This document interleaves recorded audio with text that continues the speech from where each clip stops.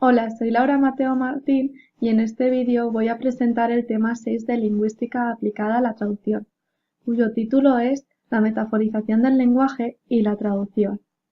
En esta exposición abarcaré varios puntos, por lo cual he confeccionado un índice para no perdernos y seguir el hilo de la presentación.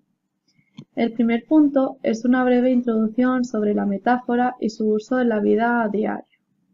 A continuación, presento las posturas epistemológicas que han surgido alrededor de la metáfora a lo largo de los tiempos. En tercer lugar, trataré los componentes de la metáfora, es decir, los elementos que se esconden bajo la metáfora y que muchas veces no nos damos cuenta de ellos. En cuarto lugar, la metáfora, según los literalistas, tratará de la perspectiva que ellos tienen sobre la metáfora, muy diferente a la de los cognitivistas. Pero entre medias voy a tratar la simetría de las metáforas. En la metáfora, según los cognitivistas, mencionaré a Lakoff y Johnson y sus metáforas de la vida cotidiana mediante definiciones y ejemplos. Respecto a los dos últimos puntos de mi índice, tienen mucho que ver con nuestra carrera, es decir, con traducción e interpretación, dado que las implicaciones culturales de la metáfora son muy importantes a la hora de traducir esta figura. Porque si no tenemos en cuenta la cultura de las diferentes civilizaciones, podemos hacer una traducción errónea. Y por último, el punto que trataré es la traducción de la metáfora, es decir, cómo podemos pasar de un texto a otro, al texto meta, las metáforas y qué posibles soluciones tenemos a la hora de elegir. Finalmente, haré una breve conclusión sobre los aspectos que hemos ido tratando en el vídeo. Para empezar, la metáfora cumple un gran papel en la vida cotidiana, ya que nuestro lenguaje está impregnado de metáforas, pero también de metonimias, por lo cual suprimir la metáfora y la metonimia sería suprimir el lenguaje. Pero ¿cuál es la diferencia entre la metáfora y la metonimia? La metáfora relaciona dos entidades de dominios distintos, mientras que la metonimia opera en un solo dominio, relacionando entidades conceptuales contiguas. Para visualizar esto de manera más fácil os propongo dos ejemplos, uno de metáfora y otro de metonimia. El de metáfora sería El viento se llevó a los algodones. Es de Federico García Lorca y el poeta utiliza la palabra algodones para designar a las nubes. Y un ejemplo de metonimia sería designar el objeto por su utilización, es decir, beber un vaso de agua.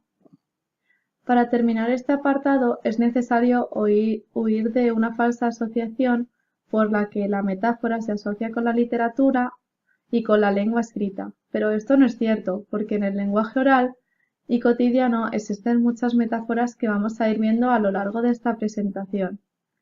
Finalmente, la metáfora constituye una desviación del lenguaje que puede llegar a ámbitos más amplios como puede ser ámbitos científicos o incluso de fútbol. A continuación, voy a hablar de las tres posturas epistemológicas en metaforología. La primera de ellas es la postura desconfiadora, que observa el concepto de la metáfora desde un punto de vista negativista, dado que si no existe una teoría aceptada sobre la metáfora, tampoco existe una metaforología aplicada que sea aceptable. En este concepto podemos nombrar a Derrida, a Ricoeur o a Castoriadis. En cuanto a la postura definitoria, tiene un punto de vista disciplinario y consiste en llevar a cabo una investigación sobre la presencia de las metáforas en el discurso. Por último, la postura tipológica se acoge a un punto de vista transdisciplinario, ya que no podemos dar una definición de la metáfora que sea general y exhaustiva, dado que muchas veces no podríamos utilizar esta metáfora en los diferentes ámbitos y no contemplaría todas las excepciones que pueda haber.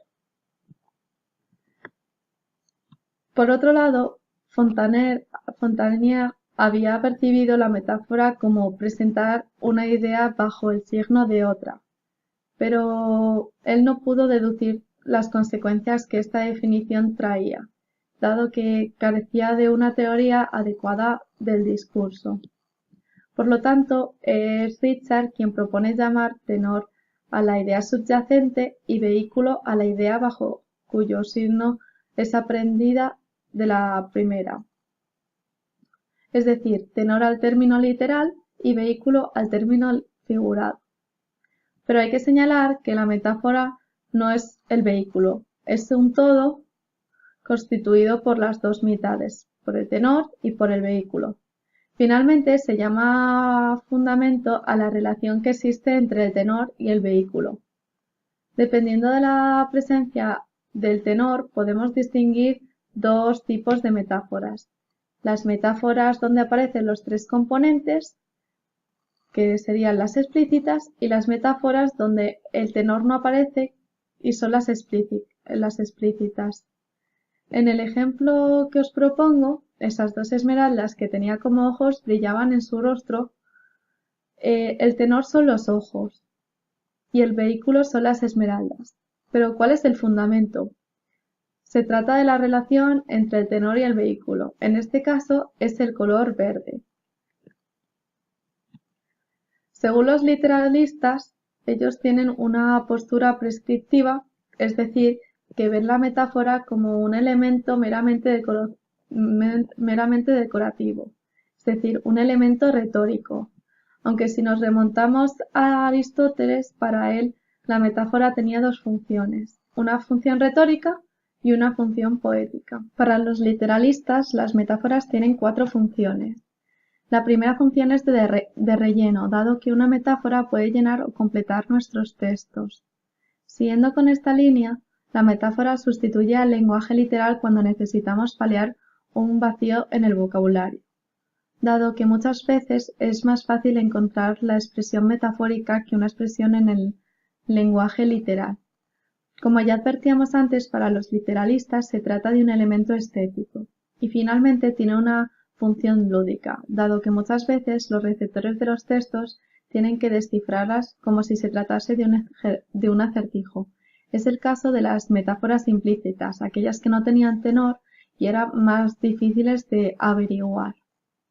Por otro lado, las metáforas tienen dos bases cardinales, ya que podemos sustituirlas por otros términos y podemos ponerla como una comparación. Finalmente, para los literalistas, el hablante tiene recursos suficientes en el lenguaje literal y por eso no necesita usar esta figura. Es decir, el uso de las metáforas no es obligatorio, pero es verdad que esta figura enriquece nuestro vocabulario y nuestra forma de hablar en muchas ocasiones. Podemos diferenciar tres tipos de metáforas basándonos en una asimetría. Las metáforas de temperatura, como Marta es fría, es decir, se pone en relación la temperatura y el temperamento. Luego las metáforas espaciales, como el tiempo vuela, en las cuales se señala rapidez. Y por último, las metáforas de gusto, como una persona amarga. Pero en relación con la incapacidad explicativa de esta teoría, es decir, de la teoría semántica comparativa de la simetría de las metáforas, Boves está de acuerdo con Black en que no se puede explicar la metáfora desde el punto de vista de la comparación, dado que compararla de esta manera resultaría erróneo. Ahora voy a tratar la metáfora según los cognitivistas. Según Lakoff y Johnson, la metáfora es un elemento que impregna la vida cotidiana, el pensamiento y la acción. Las metáforas forman una red compleja e interrelacionada en la que tienen pertinencia tanto las nuevas creaciones como las fosilizaciones, es decir, las metáforas que ya se utilizaban antiguamente pero que también están presentes en el lenguaje cotidiano de hoy en día. Pero esta red también afecta a las representaciones internas y a la visión del mundo que tiene el hablante. También podemos tener en cuenta la sistematicidad metafórica mediante la cual podemos comprender un aspecto de un concepto en términos de otros, pero que tendrá que ocultarnos otros conceptos.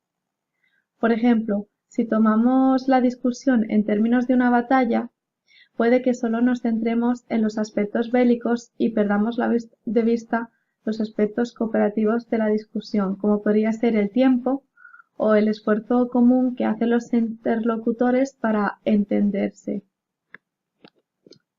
Para Lakoff y Johnston existen tres tipos de conceptos metafóricos: las metáforas orientacionales, las metáforas ontológicas y las metáforas estructurales. En las próximas diapositivas voy a dar una definición y también varios ejemplos para que esto resulte más visual.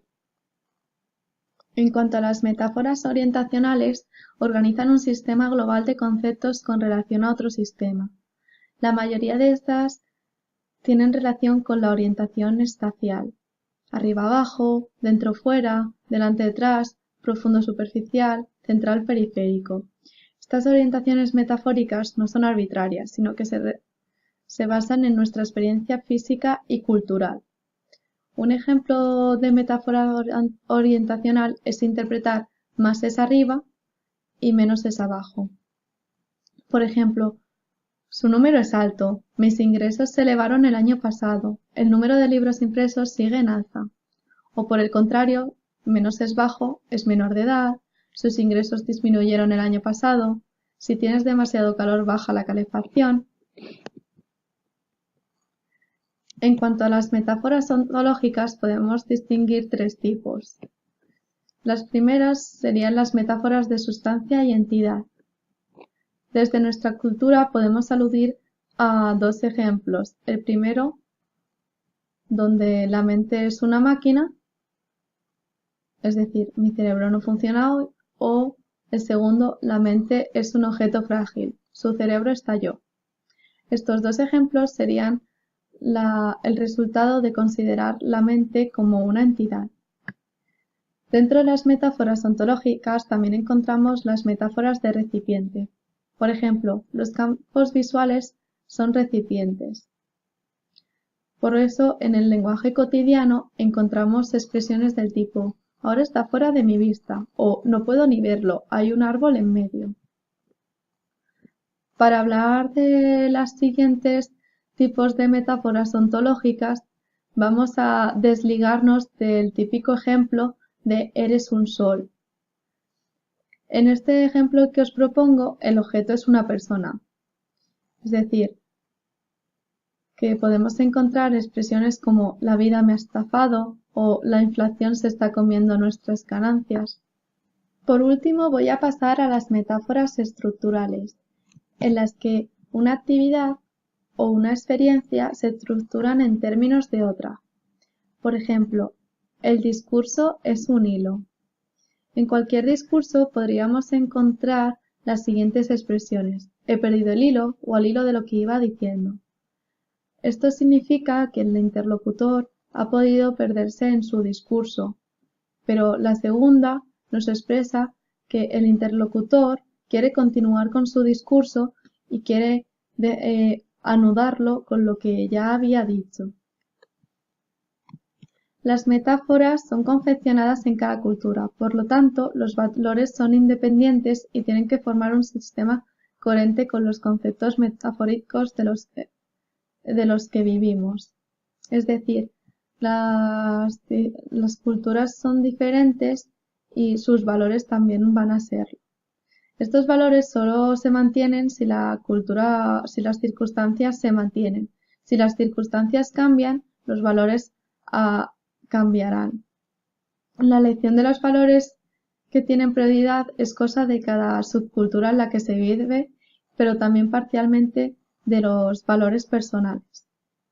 Por ejemplo, existen culturas americanas en las que uno se compra un coche grande y no se preocupa por el futuro.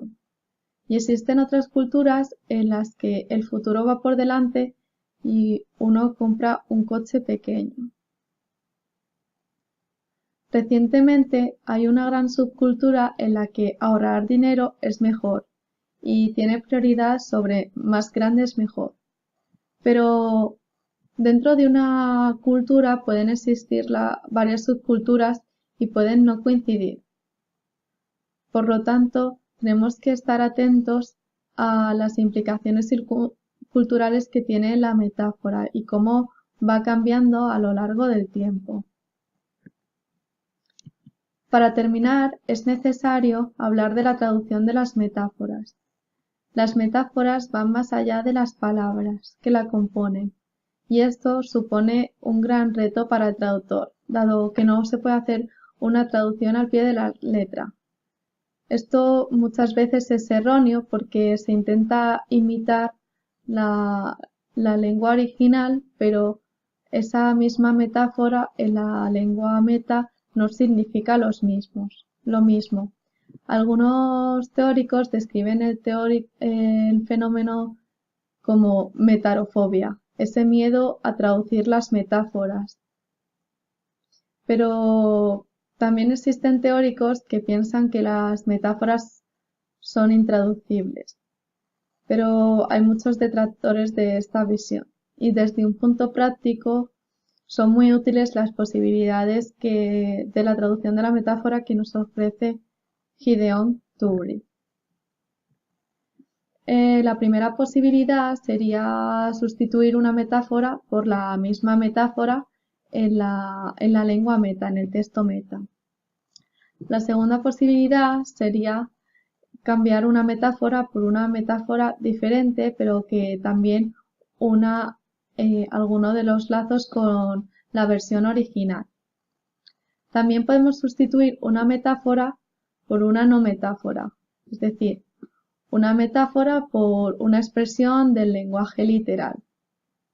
En cuarta posición tendríamos la opción de sustituir una metáfora por nada, es decir, omitir completamente la metáfora que existía en el texto original, sin dejar rastro ninguno en el texto meta. En la quinta opción tenemos una no metáfora por una metáfora, es decir, una expresión del lenguaje literal por una metáfora que existe en el lenguaje de la lengua meta y que es más propicia a que se dé una expresión literal. Es decir, que aquí se sustituye una no metáfora por una metáfora que está verdaderamente interiorizada en la cultura meta. Finalmente, el punto 6 es que no hay metáfora en la lengua original, en el texto original, pero se sustituye por una metáfora. Es decir, hay una simple adición, pero esto no tiene ninguna motivación lingüística en el texto origen.